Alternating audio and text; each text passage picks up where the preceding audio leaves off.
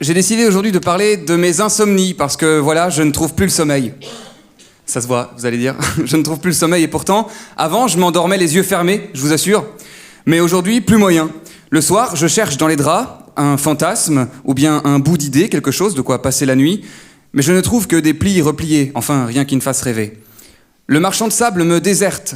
En même temps, il a jamais su me cerner. Je crois qu'il pense que j'ai un grain, ce qui est passable la journée, mais me désert la nuit tombée. Je n'ai jamais eu droit au rail de Blanche-Neige pour faire s'évader mon Midnight Express. Toujours, il me répond qu'il est trop tard, que son stock est épuisé. J'aurais dû me douter que son histoire de sable, ça n'était que de la poudre aux yeux. J'ai donc décidé de changer de dealer et de prendre un réveil. Et ouais, mon réveil me dit l'heure, fallait y penser. Hier, par exemple, j'ai passé la nuit, debout, les mains tendues, à la recherche du temps perdu, et pleurant comme une madeleine, je me suis dit qu'il fallait peut-être chercher du côté de chez Swann. Puisque les rêves ont pris la Proust des Scampettes en Marcel, j'allais les suivre en pyjama. À l'image d'Alice, bien qu'elle m'ait posé un lapin, je comptais sur les moutons qui sommeillent sous mon lit pour m'indiquer le chemin du pays des merveilles, mais mes espoirs retombèrent bien vite en poussière. De moutons, je n'avais que l'haleine du matin, et de Carole que les vices d'un insomniaque. Ne pouvant rêver la nuit, j'ai décidé de rêver en journée.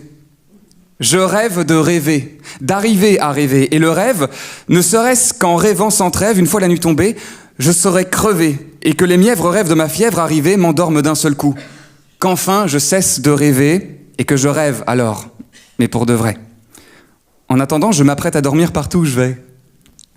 Je rêve, j'emporte avec moi deux valises que je garde sous mes yeux. Je suis paré à sauter dans la première rêverie venue. Peu importe la destination, vraiment, j'ai pour toutes les saisons une robe légère pour les fantasmes, un pull qui gratte pour les cauchemars. Et en vrai dire, je dois vous avouer que cela me plaît.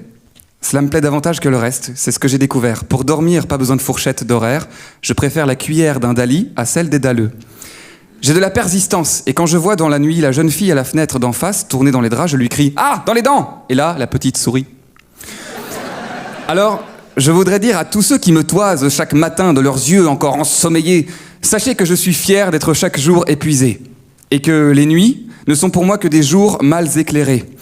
Et que si je dors mal, c'est que mes rêves sont trop grands, je n'ai pas le temps de les rêver. Il faut aussitôt que je les fasse, que je les aide à se réaliser. Et que si je suis pâle, mal peigné, qu'on dirait que je viens de me lever, c'est parce que pour moi le monde entier est mon lit.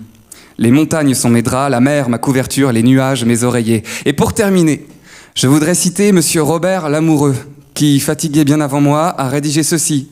Parce qu'on lui avait reproché les poches qu'il avait sous les yeux, cela s'appelle l'éloge de la fatigue. En voici un court extrait. Vous me dites, monsieur, que j'ai mauvaise mine, qu'avec cette vie que je mène, je me ruine, que l'on ne gagne rien à trop se prodiguer. Vous me dites enfin que je suis fatigué. La fatigue, monsieur, c'est un prix toujours juste. C'est le prix d'une journée d'effort et de lutte. C'est le prix d'un labeur, d'un mur ou d'un exploit. Non pas le prix qu'on paie, mais celui qu'on reçoit. C'est le prix d'un travail, d'une journée remplie. C'est la preuve, monsieur, qu'on marche avec la vie. Quand je rentre la nuit et que ma maison dort, j'écoute mes sommeils. Et là, je me sens fort. Je me sens tout gonflé de mon humble souffrance. Et ma fatigue, alors, est une récompense.